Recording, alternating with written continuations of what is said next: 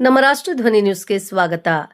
ಚೇಳೂರು ತಾಲೂಕು ನಲ್ಲಗುಟ್ಲಪಲ್ಲಿ ವ್ಯಾಪ್ತಿಯ ಮುಗಿರೆಡ್ಡಿಪಲ್ಲಿ ಬಳಿ KSRTC bus Bagepalli ಕಡೆಯಿಂದ ಬರುತ್ತಿರುವಾಗ ದ್ವಿಚಕ್ರ ವಾಹನ ವೇಗವಾಗಿ ಬಂದು ಕೆಎಸ್ಆರ್ಟಿಸಿ ಬಸ್ಗೆ ಡಿಕ್ಕಿ ಹೊಡೆದು ಸ್ಥಳದಲ್ಲೇ ಮೃತಪಟ್ಟಿದ್ದಾರೆ. ಮೃತರು ಪುಲಿಕಲ್ಲು ಕಡೆಯವರು. ಅಭಿಷೇಕ್ ತಂದೆ ವೆಂಕಟರಮಣ ಕೂರ್ಲಪಲ್ಲಿಯಲ್ಲಿ ಮದುವೆ ಮಾಡಿಕೊಂಡು 10 ದಿನ ಆಗಿದೆ. ಅವರ ಜೊತೆಯಲ್ಲಿ ಪ್ರವರ್ಧನ ಎಂಬುವರು ಬರುತ್ತಿದ್ರು. ಅವರಿಗೆ ಮುಖದ ಮೇಲೆ ಬಲವಾಗಿ ಗಾಯಗಳಾಗಿವೆ. ಪ್ರಾಣಕ್ಕೆ ಯಾವುದೇ ಹಾನಿಯಾಗಿಲ್ಲ.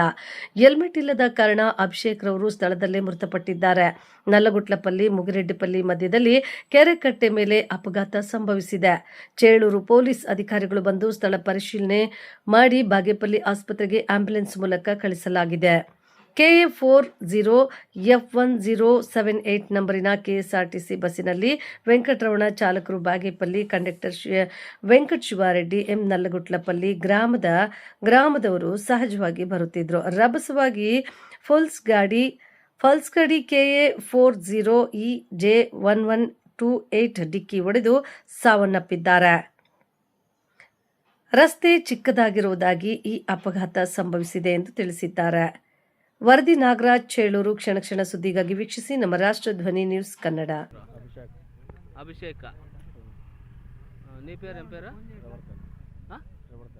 ప్రవర్తన. ఆ డ్రైవర్ ఎక్కడ పోయప్ప?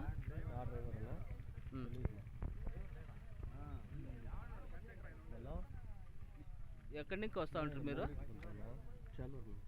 ఎక్కడి నుంచి వస్తూ ఉంటుంది? చేలూరు నుంచి. ఎక్కడ పోతా ఉండరు?